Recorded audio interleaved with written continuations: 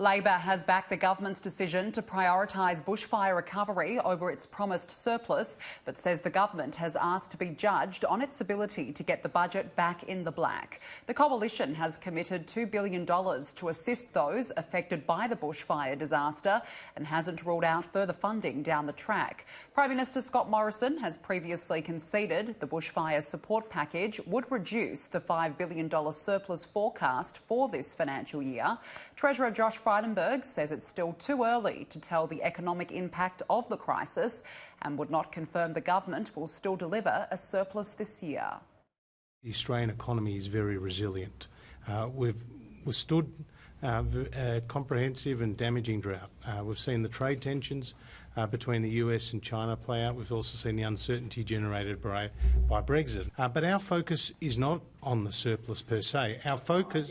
Where does, given you've outlined some challenges, do you think it's likely you will deliver a surplus or you won't? Look, I'm not in a position to give a firm answer to that question because the full economic impact is still uncertain.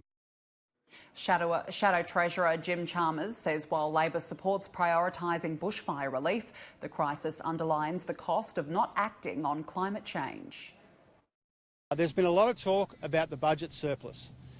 That has been encouraged and fed by Josh Frydenberg and by Scott Morrison themselves. That is a test that they've asked to be applied to their economic management. That is the standard that they've asked to be held to. The point that I'm making about that is we won't see how much of that surplus has been eaten into by the very worthy spending on relief and reconstruction until later in the year. Bill Shorten has warned that without a long-term plan to combat climate change, Australia is doomed to face a repeat of this year's devastating bushfire season. Speaking on a tour of fire-affected New South Wales, the former Labor leader said reactive responses are not enough and called on the government to learn the lessons of the crisis. There's no doubt in my mind that if you don't have a policy on climate change, if you don't make the long-term investments in infrastructure, then it's not a matter of if, but when it happens again. So it's not good enough for the government to simply say we'll deal with the disaster at hand. Prevention and mitigation always pay off in the long term. The question is, are we going to forget the lessons of the last number of weeks, or are we going to heed them? Earlier, Mr Shorten sought to defend the climate plan he took to last year's election, hinting that the election outcome could have been different if it had occurred in the wake of the bushfire disaster. Speaking to Sky News earlier this week, Opposition Leader Anthony Albanese indicated Labor was unlikely to keep its 45% emission reduction target, describing Bill Shorten's decision to take the policy to the May election as a mistake.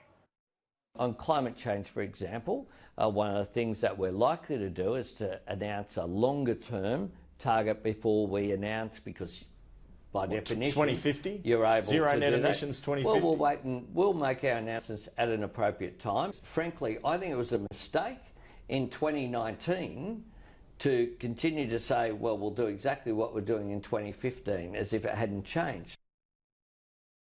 Well, in hindsight, the government was able to run a scare campaign on it. I mean, you know, it's a bit hypothetical now of what had happened this year, what had happened last year, what the outcome would have been in the election.